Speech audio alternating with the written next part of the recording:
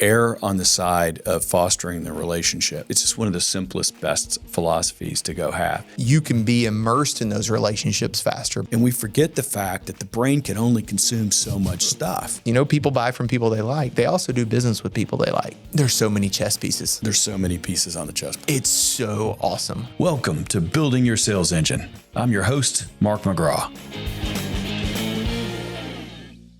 Hey friends, welcome back. Hey, in this episode, I sit down with Josh Pitchford and we're talking about selling through channels, selling through third parties, distribution, manufacturers, reps, agents. When you're not always in front of the customer, or you're not the first person to talk to the customer in some cases, how do you go about selling? What are the nuances, the ins and the outs? Great conversation. I can tell you we're going to do even more of this topic. There's just so much to unpack. Be on the lookout. By the way, if you're not in distribution, if you're not selling through distribution or third parties and channels, this may not be the episode for you.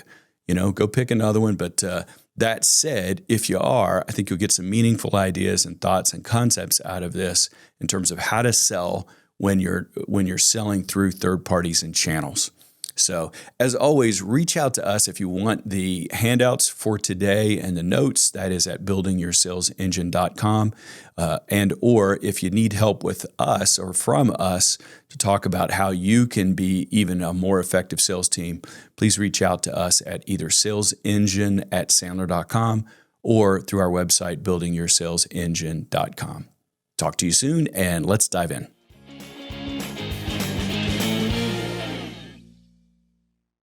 All right, welcome back to Building Your Sales Engine. I am here again with my friend, almost co-host at this point, Josh Pitchford.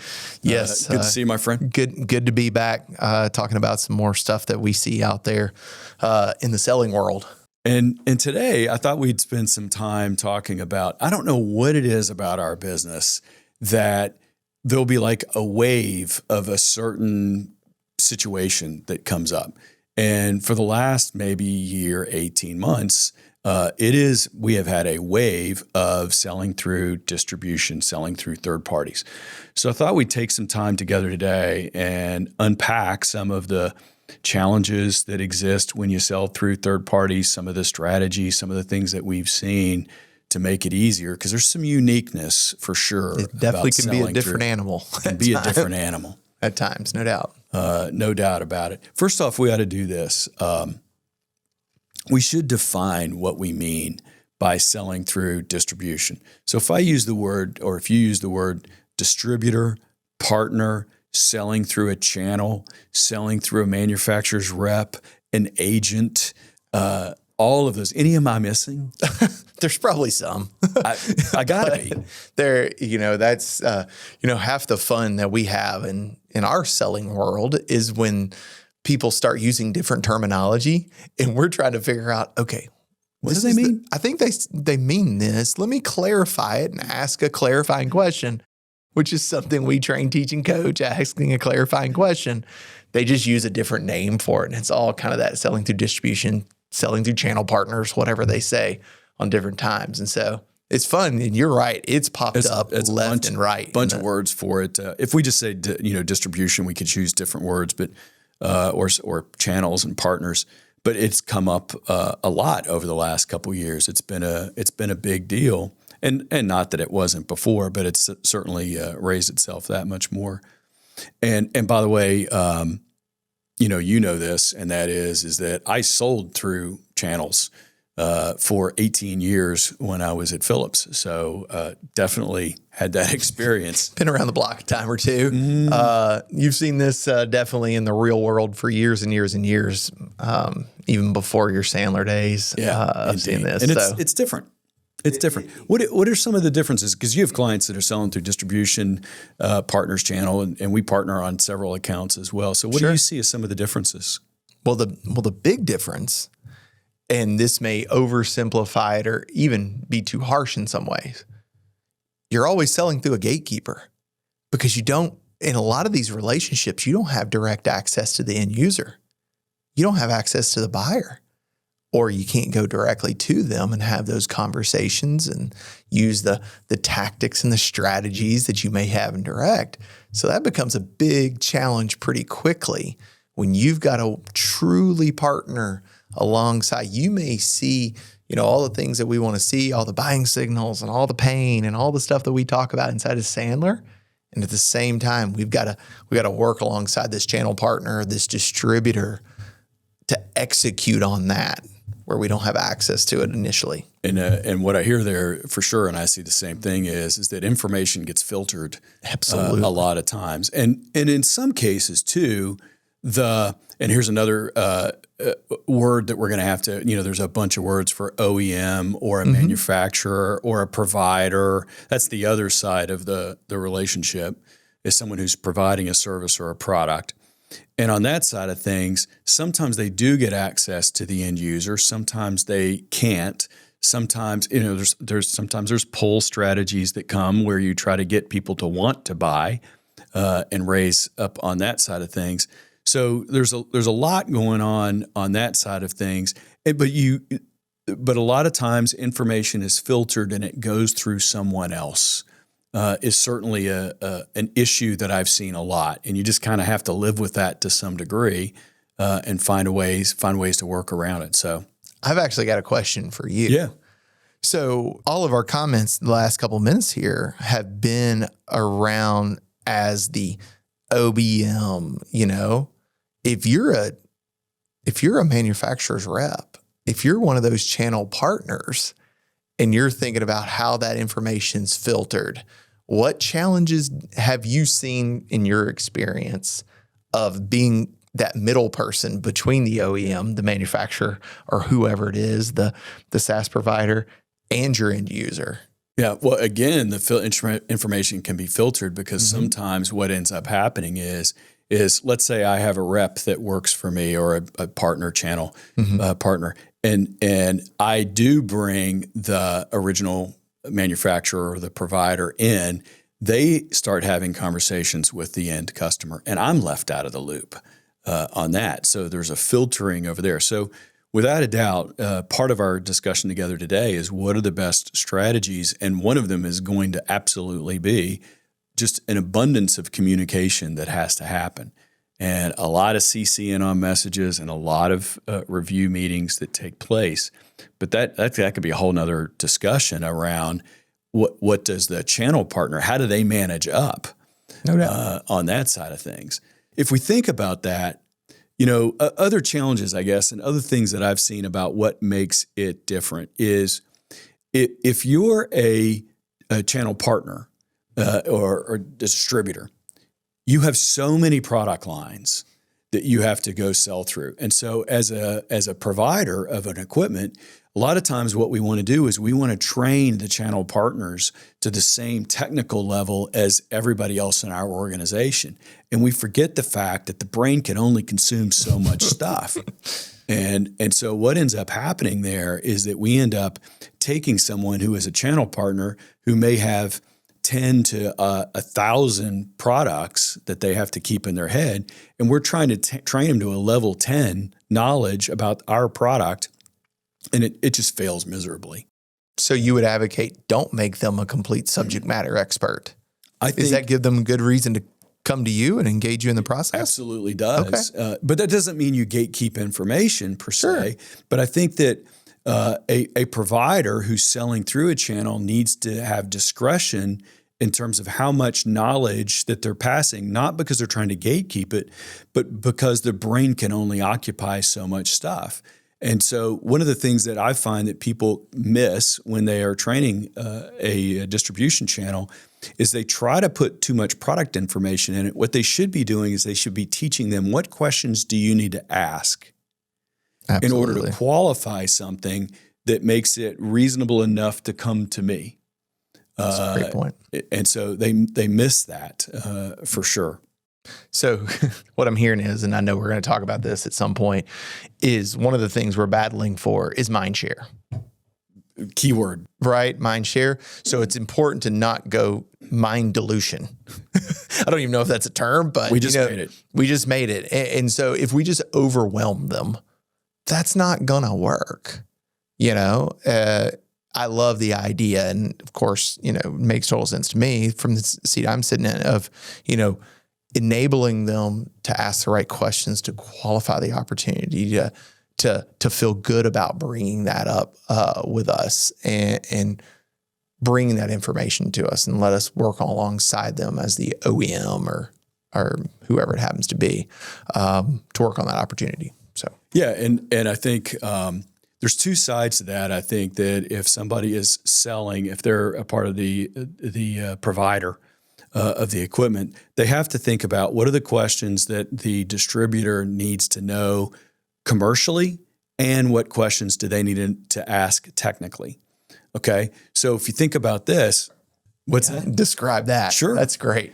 Sure. So think about it. If I'm a distributor and I'm talking to an end user, my default setting in many cases is going to be the technical side of the conversation. So what are the specifications required? What's the size requirements? What's weights and volumes? And all of the technical side of it. But the other side of it is that there's commercial side. So that distributor needs to also understand who the major influencers are. What are the major pain points? Are they willing and able to leave the incumbent if we're trying to dislodge business? And that's a different set of questions than the technical side.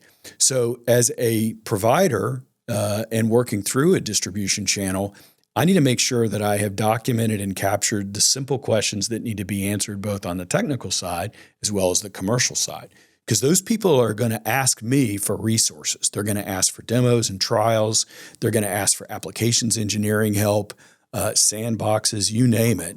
And as a result of that, they can burn up our company's time. So therefore, we have to have good qualification criteria in place, written, and expect that from, I'm going on a rant here, as you can tell. Go. It's great stuff. And so we got to get this stuff documented such that the expectations are set very clearly with the distributor on what's required. That's so important. Because think about it, if you as an OEM want that information and make sure you're investing your resources, the time of your people and all the things that we talk about that it takes to go do a demo and put people on airplanes in certain industries and all that stuff. You want to be working on the right business. And if you have a distributor out there that just tries to qualify everything and doesn't, or maybe they do it, all the technical stuff because that's what they're comfortable with. They ask those technical questions, but the commercial questions around, is there willingness to change and all the things that we want to look on the commercial side, and you just get frustrated and it can damage the relationship. And that's certainly something that you got to make sure you maintain through that channel partner, because that's a recipe for disaster when the relationship isn't where it needs to be and they don't feel comfortable coming to you. You're getting a little frustrated about getting unqualified opportunities that are, there's opportunity cost to everything we work on. Well, and I think that's you just bring up another big issue or a big difference between selling through a direct channel where you have all of your employees work for you. They're calling on the customer. You're selling through a channel. In principle, there's dotted line to those people that are selling. So you actually, I found that I needed to use a lot more personal power and personal relationships with those distributors for that very reason that you just brought up is, you needed to be able to influence people and treat them almost as if they are a salesperson for you if you are managing a channel. But yet you really have dotted lines, so you can kind of go to a point, but you have to have really good personal relationships with all of those salespeople that are part of the distribution channel in order to leverage the personal side of it, because you don't have the organizational hire-fire side of it. There's not a straight line in an org chart. That make any sense? Are you having to use more carrot because you don't have the stick? It's a great way to say it.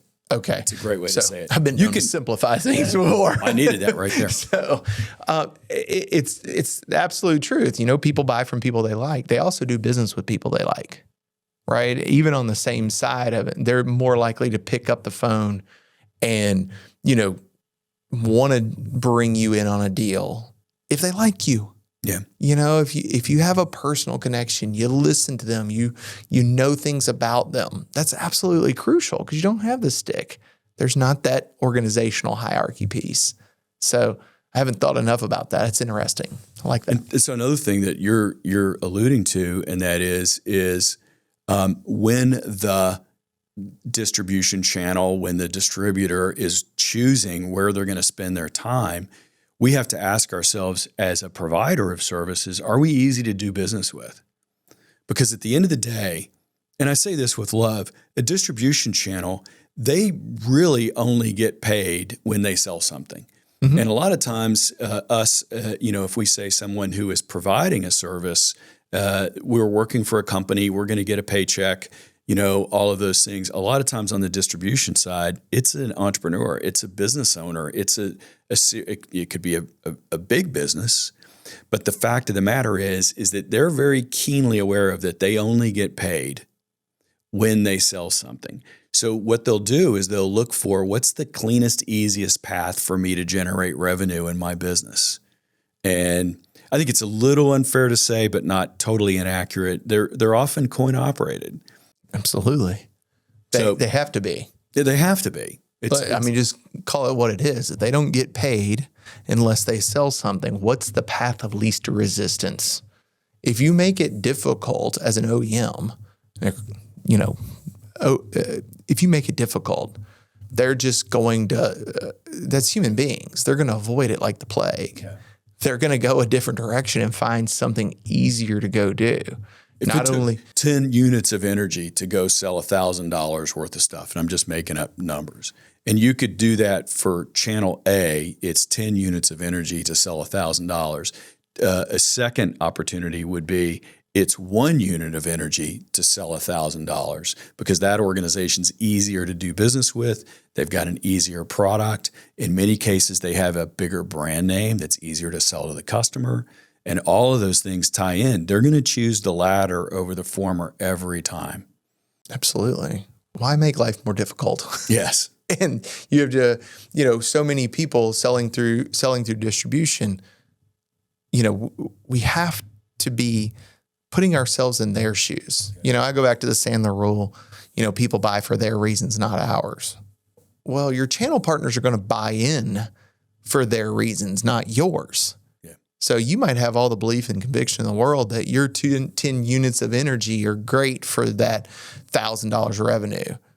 But they've got other options. If one's that, to go back to your example, 1 unit of energy, they don't really care. They're going to go do the path of least resistance to generate that $1,000 of revenue.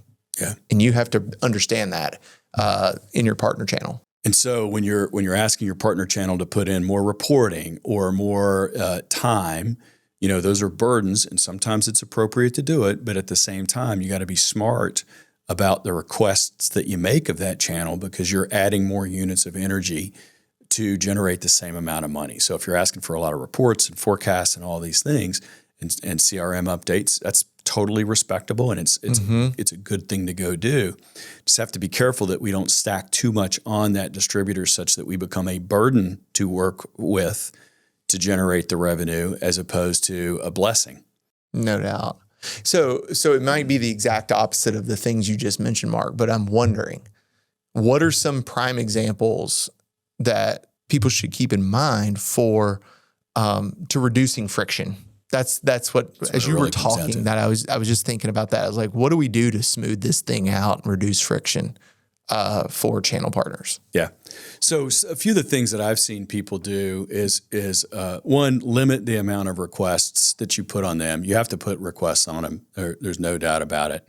I think another thing is that the more time that you spend with those people and the more that they like you, in this case, relationship does matter significantly. I think the better leverage you have in accomplishing that.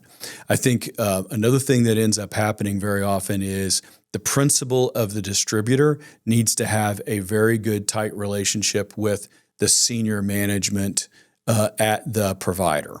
Okay. That's another thing that has to happen there, because if there's a good, let's say I'm a channel seller working for an OEM and I'm selling through a distribution channel, that distribution channel should have relationships with my management so they can communicate what's going on over there as well. because my management might be able to make things easier and, to your point, reduce friction. So that needs to be part of it. So as a channel manager, you're really not just managing deals.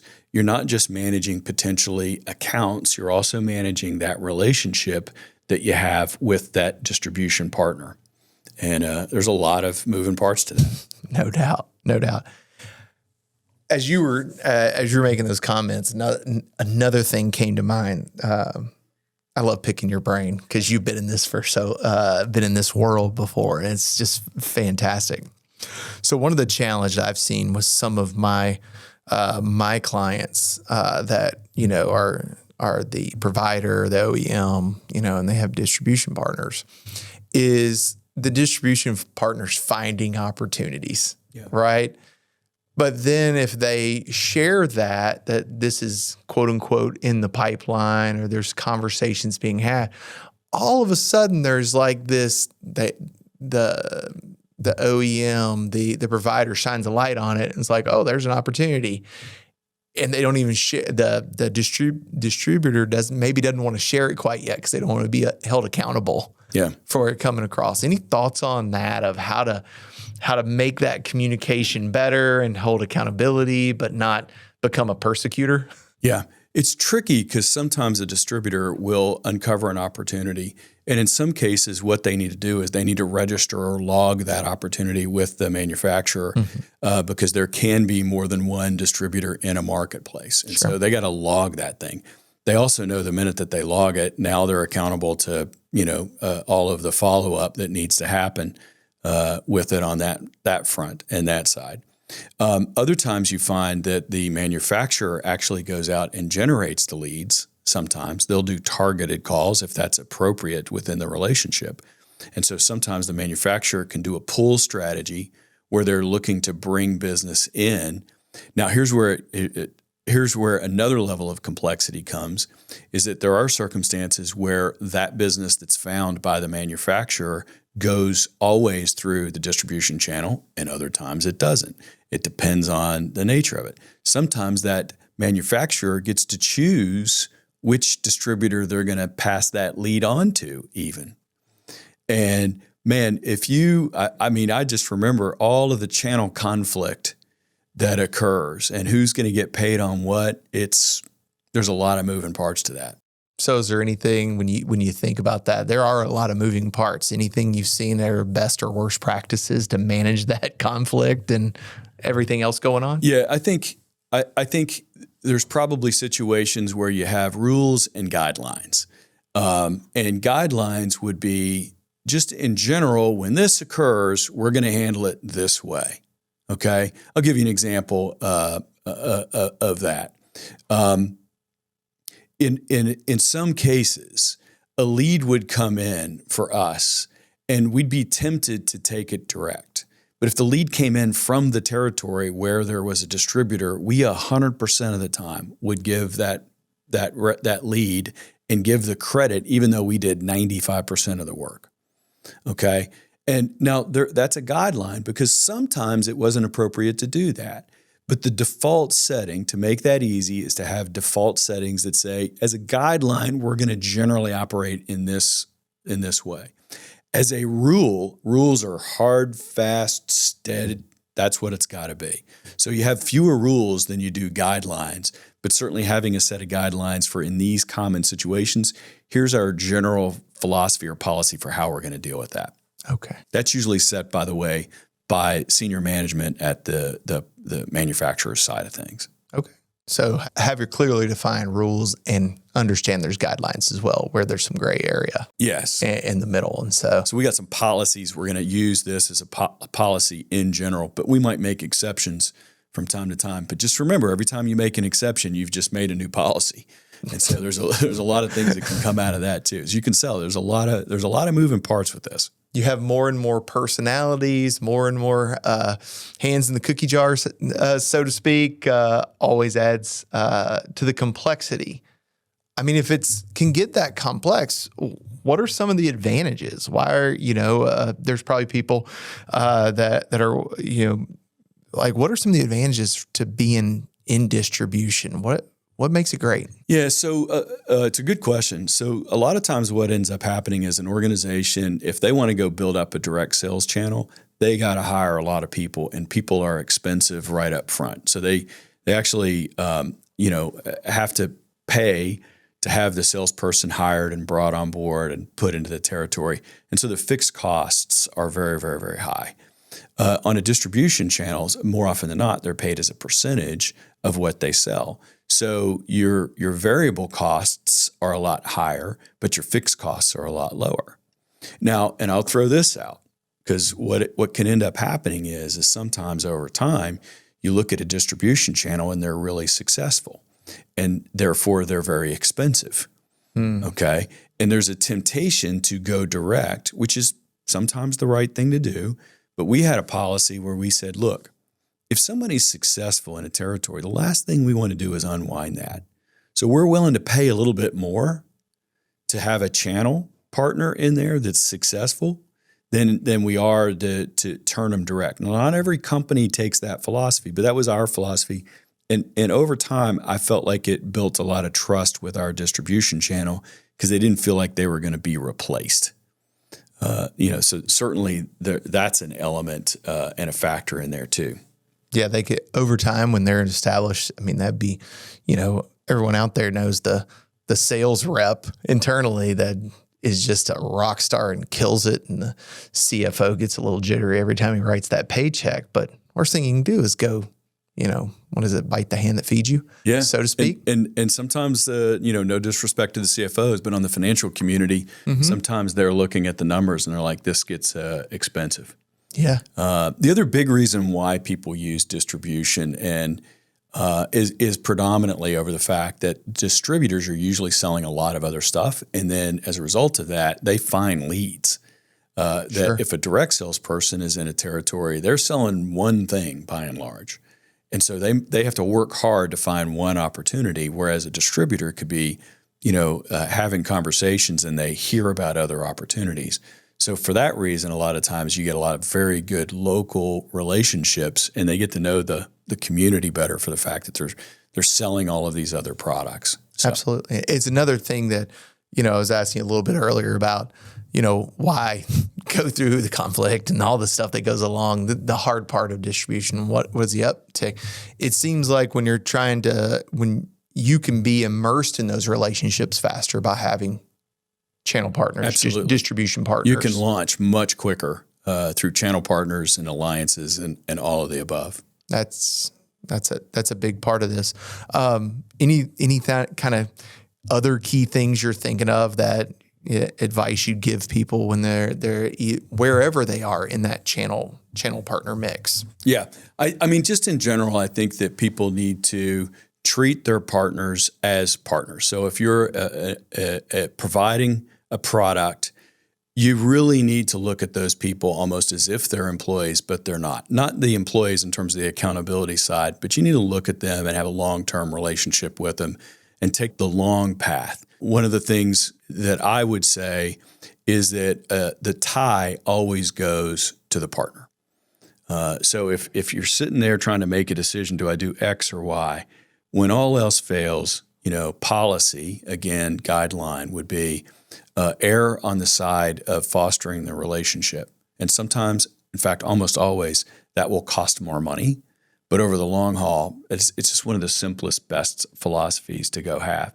Because at the end of the day, what we're trying to do is drive mind share of people that make money only through the results of what they sell. And so the key principles are you got to make it easy for them to buy. They have to like you enough that they want to go out of their way to sell your product. And ultimately, you've got to be able to provide enough value to them either through leads as a provider or have them provide the leads. But those are the things that you're working towards to reduce friction and increase volume of sales so that channel is going to be a productive channel for you. And I feel like we could go on and talk about 10 other things, which we likely will. This is so good. I've learned a ton. Just listen to this. We already know a ton, which is crazy. But this is what happens when, I guess, I don't know. I've been doing this for so long with 18 years of doing this myself. There's so many chess pieces. There's so many pieces on the chessboard. It's so awesome to do this. So we'll continue this one on another time on distribution. But this has been great. Awesome. Thank you. Thank you. Talk soon. Sounds good. So, hey, I hope you've gotten a ton of value out of this episode. By far, it's our purpose to help people make money and have fun and have a good time. We're here to help improve your life, to help you make it easier to go sell or to manage your sales team, and ultimately to go build your own sales engine. Don't miss an episode. Best way to go do that is to make sure that you jump out to buildingyoursalesengine.com/follow, where you can link up to all of our latest episodes. For more information about this episode, go to buildingyoursalesengine.com, where you can download show notes, transcripts, and other information, including handouts and snapshots of this and other episodes. If you'd like to connect with us to talk about how we can help you build your sales engine, and you are either located in the state of Georgia or are referred to us by one of our clients or affiliated by one of our clients, please reach out to us at buildingyoursalesengine.com, where you can click there to book some time with us. We can find out how we can be of help with one another. If you're not in either of those two circumstances, please reach out to Sandler.com, where you can find a Sandler office near you. Be well.